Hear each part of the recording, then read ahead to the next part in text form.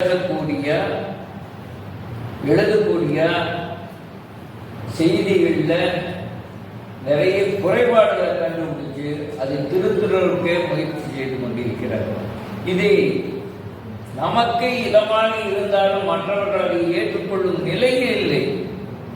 ஆகையால் அவர்கள் இந்த அமர்வு முதலாக புரந்தரதாசனுடைய புரந்தரதாசர் கல்யாண மண்டபத்திலே இப்பொழுது சொற்பொழிவு செய்து கொண்டிருக்கிறார்.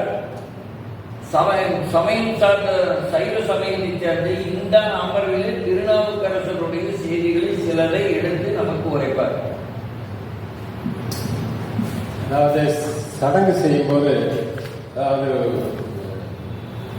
புரோகிதம் அப்படிங்கலாம் செய்யும்போது பார்த்தீங்கன்னா முதல்ல ஒரு அகப்பை இருக்கும். அந்த அகப்பை எடுத்து மண்ணில் வரைஞ்சிருவாங்க. 4 கோடு போட்டு அதுக்கு தான் தீ வளர்ப்பாங்க. அதுக்கு என்னன்னா, தீயே எனக்கு உதவி பண்ணு, ஆனால் இதுக்கு மட்டும் வெளியில வந்துடாத அப்படின்னு. அது மாதிரி 4 கோடு போட்டாரு. அதாவது திருநாவுக்கரசர் வேற எதுவும் பேசாத. ஆனால் வேற வழி இல்லை. ஒரு கருத்துக்கள் நான் அதை சொல்லணும். அதாவது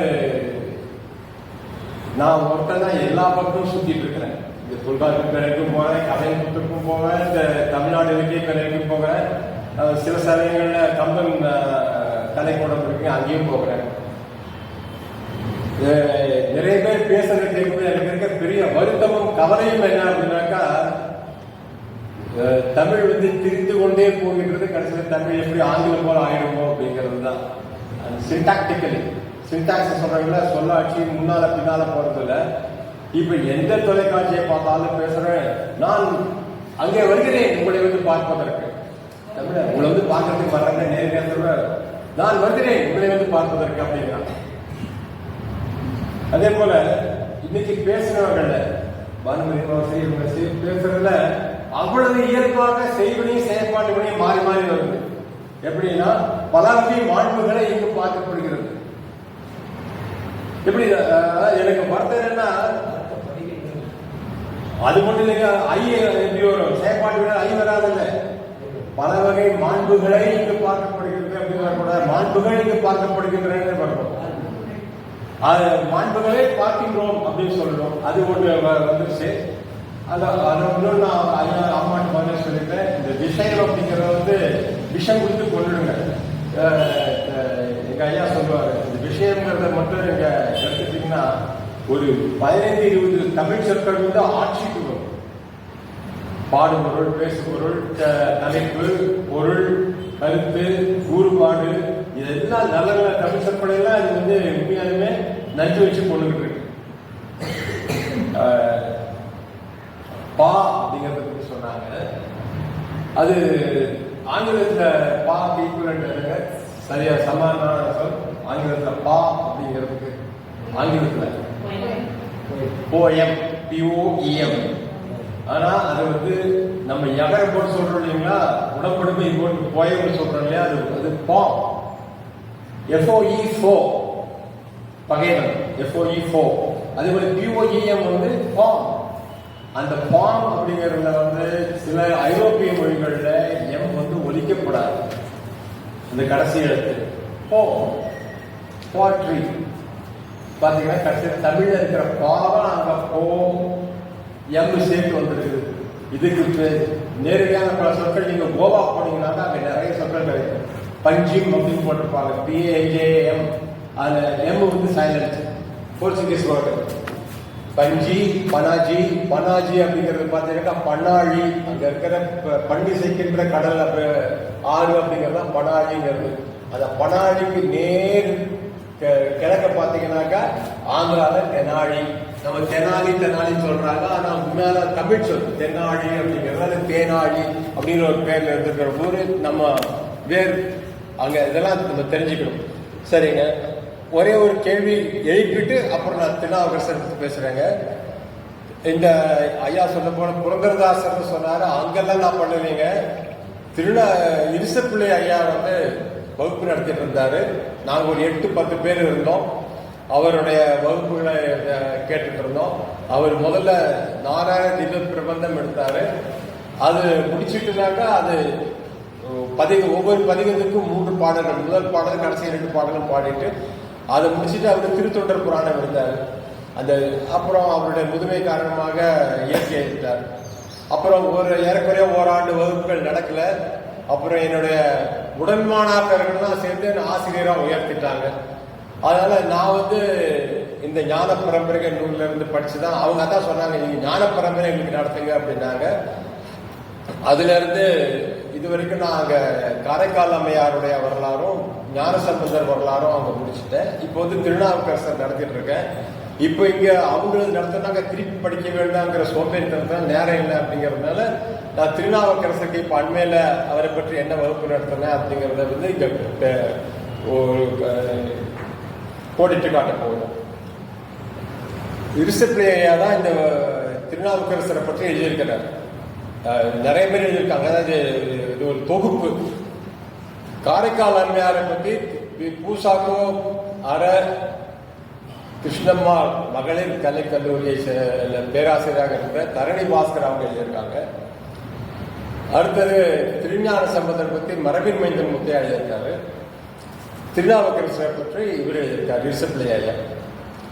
இதுல அவர் எல்லாத்தையும் சொல்லும்போது திருநாவுக்கரசர் தேவாரத்தில் ஓமை அப்படிங்கிறத பற்றி ஒரு தனி பகுதியை எழுதியிருக்கார். அதுல ஒரு முதல் எடுத்து சொல்றது, தொல்காப்பியத்துல ஓமை அணியை தவிர வேற எதுவுமே சொல்லப்படலை. அதுக்கப்புறம் பின்னால்தான் எல்லா அணிகள் எல்லாம் வந்திருக்கு. தண்டி அலங்காரம் நிறைய ஒரு 35 அணிகள் பேசப்படுகின்றன. யாப்பரங்களுக்காரிகை, தண்டி அலங்காரம், நன்னூல் அகல எல்லா இடத்துக்கும் பார்த்தீங்கன்னா வீரசோழியம் அப்படின்னு ஒரு 10-12 நூல்கள் இருக்கு. இதெல்லாம் நான் ஆழ்ந்து படிச்ச எடுத்ததில்லை. இதெல்லாம் நான் அவங்களுக்கு நடத்துறதுக்காக வேண்டி கூகுளில் போய் ஒவ்வொரு நூலாக பார்த்து என்னென்ன சொல்லியிருக்காங்கிறத எடுத்தது தான் அந்த 35 அணிகள் சொல்லியிருக்கிறாங்க. இதுல பார்த்தீங்கன்னா இங்க திருநாவுக்கரசர் பாடுற இருசையா போடுறது போல மொத்தம் 274 இடங்கள்ல ஓமையணிகள் பயன்படுத்தியிருக்கார், ஓமையை பயன்படுத்தியிருக்கார். அதுல முதல் பாடல் அவர் எடுத்துக்காட்ட காட்டுறது, வளைந்து நின்ற ஐவர் கல்வர் வந்தனை நடுக்கம் செய்ய தலைத்துவை துளையை ஏற்றி தழலறி மடுத்த நீரில் திளைந்து நின்று ஆடுகின்ற ஆமை போல் தெளிவில்லாதோர் இணைந்து நின்று ஆடுகின்றேன் என் செய்வன் தோன்றிலேனே. இது எத்தனை ஓமை பாருங்க. வளைந்து நின்று ஐவர் கல்வர்னா 5 புலன்கள். அந்த 5 புலன்கள் சேர்ந்து என்னை ஆட்டி படைக்கிறாங்க. 5 கல்வர்கள் எனக்கு சூழ்ந்து நின்றாங்க. எனக்கு நல்லது இதுன்னு தெரிய மாட்டேங்குது, தப்பிக்கவும் முடியல.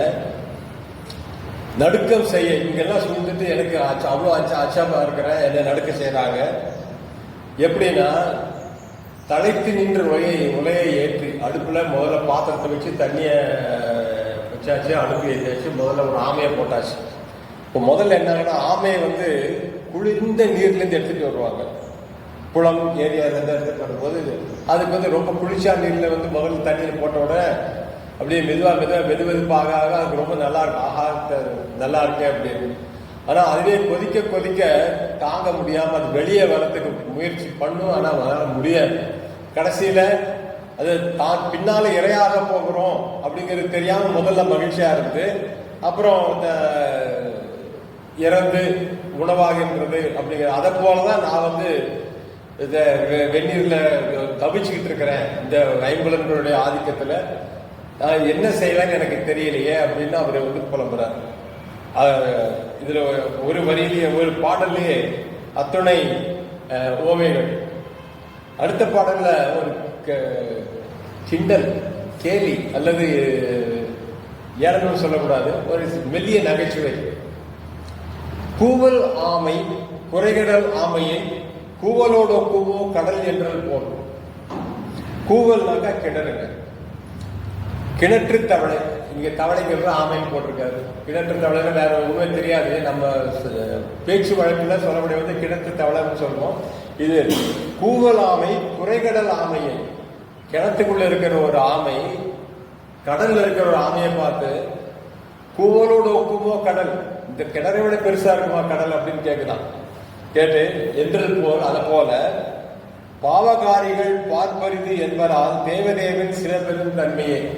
அவர் பார்க்க ரொம்ப அரிது. நான் இங்க மாட்டிக்கிட்டு இருக்கேன். ஏன்னா அவர் முதல்ல சைவரா இருந்து சமணத்துக்கு போயிட்டு அப்புறம் திரும்பி வந்தார் இல்லைங்களா.